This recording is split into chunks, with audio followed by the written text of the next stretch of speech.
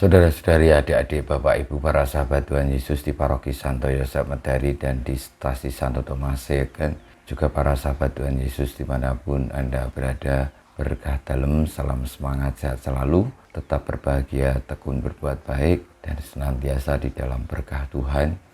Kembali marilah kita belajar ilmu sejati pada hari Selasa, tanggal 24 Januari tahun 2023, bersama dengan gereja kita memperingati peringatan wajib Santo Fransiskus de Sales. Kita mengawali belajar ilmu sejati kita dengan berdoa dalam nama Bapa, Putra, dan Roh Kudus. Amin. Allah Bapa yang Maha Mulia, demi keselamatan jiwa-jiwa, Engkau mengendaki Santo Fransiskus Uskup menjadi pewarta kebijaksanaan-Mu bagi semua orang. Kami mohon agar dengan mengikuti teladannya, kami selalu menunjukkan kelembutan cinta-Mu dalam pelayanan kepada sesama saudara dengan pengantaraan Tuhan kami Yesus Kristus, Putra-Mu, yang hidup dan berkuasa bersama Dikau dalam persatuan Roh Kudus Allah sepanjang segala masa. Amin. Para sahabat Tuhan Yesus terkasih, kita akan belajar ilmu sejati dari Injil Yesus Kristus menurut Markus bab 3 ayat 31 sampai dengan 35. Sekali peristiwa, datanglah ibu dan saudara-saudara Yesus ke tempat ia sedang mengajar. Mereka berdiri di luar, lalu menyuruh orang memanggil Yesus. Waktu itu ada orang banyak duduk mengelilingi dia. Mereka berkata kepada Yesus, "Lihat, ibu dan saudara-saudaramu ada di luar dan berusaha menemui engkau." Jawab Yesus kepada mereka, "Siapa ibuku? Siapa saudara-saudaraku?"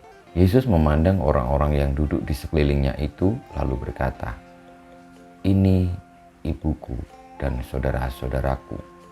Barang siapa melakukan kehendak Allah, dialah saudaraku laki-laki, dialah saudaraku perempuan, dialah ibuku." Demikianlah sabda Tuhan, terpujilah Kristus. Para sahabat Tuhan Yesus yang terkasih, Tuhan Yesus mengajarkan kepada kita tentang siapa itu saudara, siapa itu orang tua, yakni mereka yang melakukan kehendak Allah.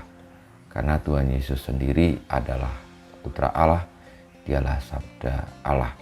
Sehingga siapapun yang memiliki hubungan saudara dengan Tuhan Yesus, kiranya melakukan sabda-sabda Tuhan itu sendiri.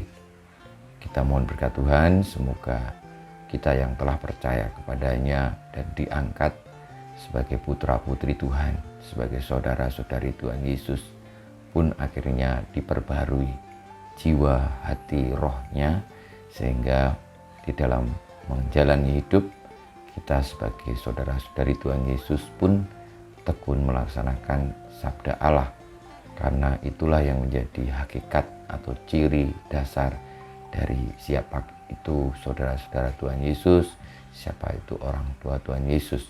Sehingga tidak lagi dalam pikiran manusia tentang saudara dan orang tua, yakni ketika ada kaitannya dengan hubungan darah, tetapi lebih yang mengikat, yang menjadikan saudara itu adalah bagaimana kesetiaan, ketaatan, kegembiraan di dalam menjalankan sabda-sabda Tuhan.